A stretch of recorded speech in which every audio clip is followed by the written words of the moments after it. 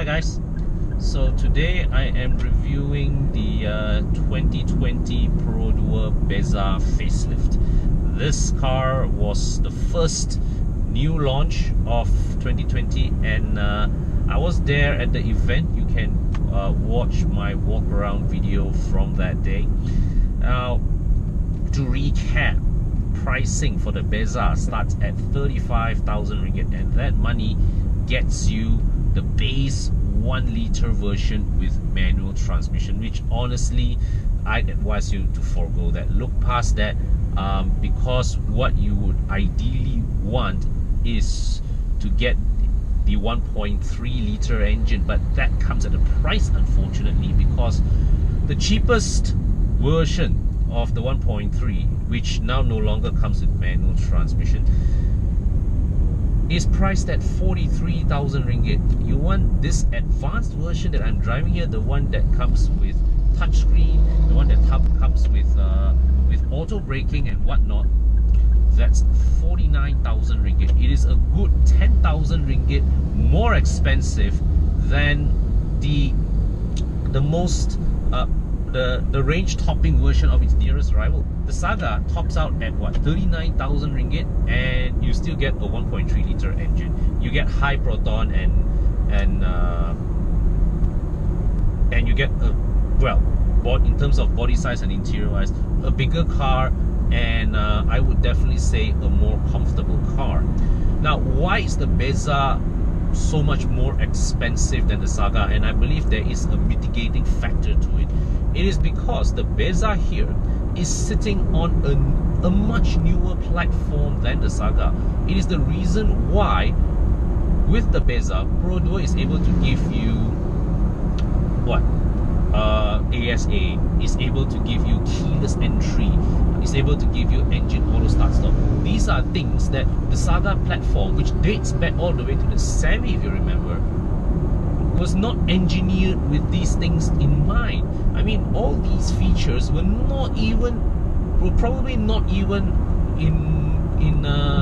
out in the market when the original form of the Saga's platform was developed. So, you know, with the Bezza, you are definitely getting a car with a far newer, more modern and more up-to-date electronic architecture underneath. Okay, now but of course, the question that a lot of people ask is, at this price range, which gives you better value for money, the Bezza or the Saga? And in all honesty, I have to say that the Saga just makes more sense versus the Bezza if you are buying it for personal use, because it is just a more comfortable ride. It is more the NVH, the noise suppression is, to me, is much better in the Saga. I'm right now doing what, 95 kilometers per hour on the highway, and I mean, it's not, I mean, I don't have to shout, but I know for a fact that it is a lot quieter at this speed inside the Saga. Now, but the thing is that a lot of people comment that the Saga is also besides being quieter, more comfortable riding, more spacious inside, is also a better handling car. Now, this is one thing that I want to clarify, I want to put on record today. The difference is actually not as big as you may imagine, because over this 4 days that we've spent with this car, I am genuinely surprised at its dynamics. I mean, okay, the Bezza was first launched in what, 2016 or 2017? It's one of those 2 years. Can't remember exactly, but I know I was reviewing the Bezza for Carlist. Now, at that time, right, when I took the Bezza coming back from Perodua plant in Rawang on the highway, my God, honestly, at high speeds, that car was not at all assuring. It was like the high speed stability of that car, of the Bezza in its original configuration, was, well, in simple words, not there at all. It's a totally unassuring car to drive on the highway. Now, but one thing that that I do know about Perodua people, however, is that they listen to the consumer. They take note of what the consumer tells them, and they act upon that feedback. So when last year, if you remember, when Beng and I and Kung Fu, we went to take the 3 Peroduas back from Rawang, which a triple test drive, which also included the Asia and the Myvi. I was surprised at that time already that, hey, these guys, they actually made some improvements to the Bezza. And if you remember, in 2018, Perodua did a minor cosmetic update to tweak the rear bumper of the Bezza a bit.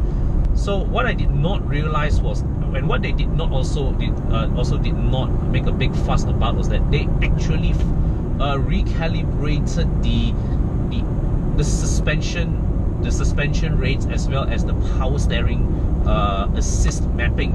So I was pleasantly surprised that when I drove the Bezza at that time, the car felt so much, the handling felt so much more assured, so much more planted. And later I had the opportunity to speak with one of the engineers, and they told me that when the Bezza was originally engineered with input from Daihatsu, they did not take into account, I mean, the Japanese engineers did not take into account the high-speed driving habits of Malaysians, and as a result, the Bezza in its original configuration was developed primarily with low-speed city driving in mind. So then they took consumer feedback into account, and they went back to the drawing board and said, hey, Malaysian drivers, they use their Bezzas on highway runs, balik kampung, and a lot of Bezzas are also used by Grab drivers to do airport runs. So what was not originally accounted for suddenly became important: high-speed stability. So Perodua actually improved upon the high-speed stability of the Bezza significantly. And now here, I'm driving this facelifted model. The high-speed stability now here is also still pretty good. The only thing that it really lacks versus the Saga now is sound insulation, because I mean, I'm getting a lot of wind noise, a lot of tire noise.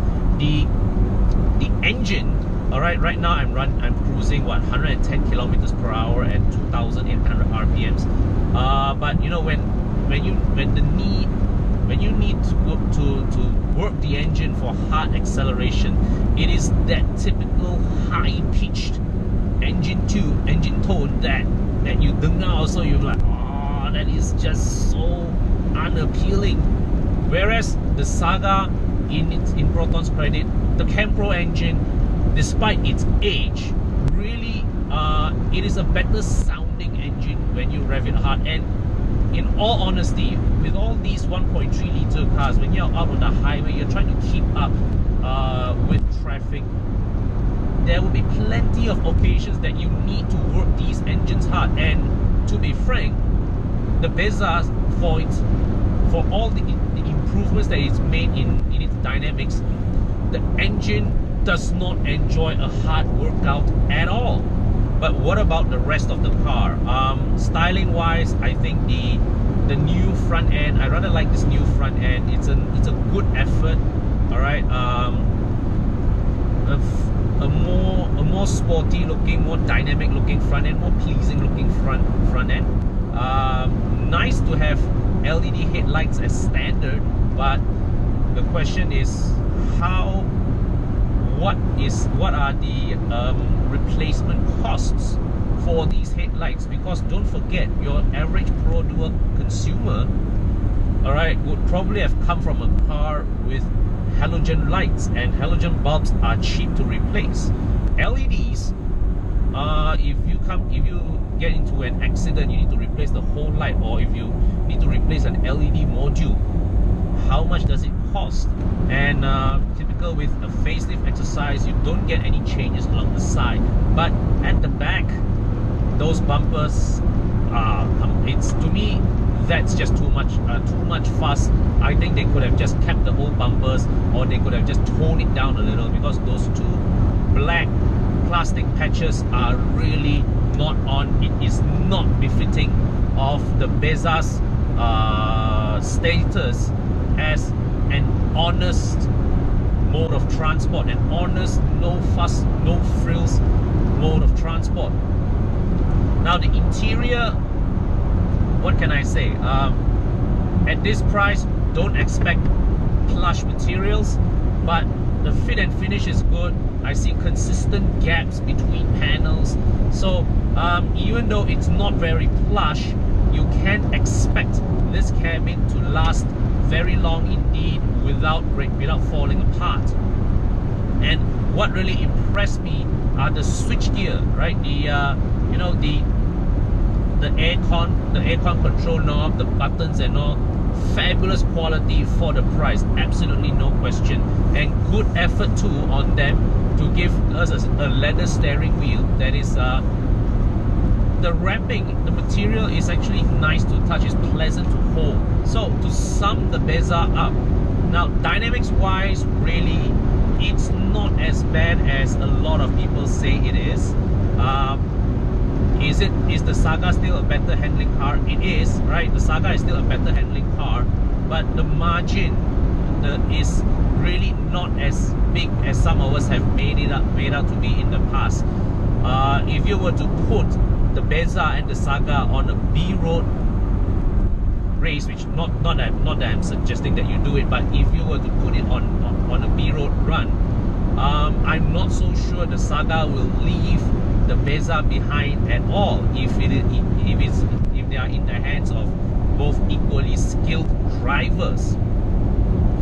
Okay, it's just that the Saga gives you far superior noise insulation and refinement, that it is the more pleasant car to be in on a long distance drive. But in terms of sheer dynamic capabilities, the Bezza does not lose much to the Saga at all.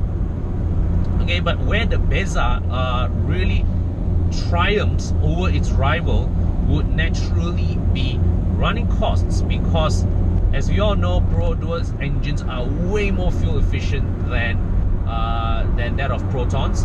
All right, I would say that maintenance in terms of servicing costs, I think if you go back to the official Proton or Perodua service centers, the difference, the actual difference is, to me, I would say, I'd argue it's probably negligible. In fact, I would think that the Bezza, because of its EEV status, all right, because of its EEV engine, may require higher grade engine oil in order to be able to give you the kind of fuel consumption that is promised versus the Saga. Alright, and also do bear in mind that versions of the Bezza with auto start stop technology, your battery will probably require more frequent replacement and at higher cost. But Perodua engineers assured me that the differential in cost is actually rather minimal. But one thing we do know from Perodua's track record of reliability, the Bezza is but one thing we do know about Perodua's track record of reliability is that you can count on the Bezza to be an entirely dependable workhorse that you can count on every day of the year without fuss. And that is perhaps the reason why we see, so many Bezzas on the road, being used as family cars, and it's also perhaps the reason why it's so popular amongst Grab drivers, because they see this as a car that will serve them well with low running costs.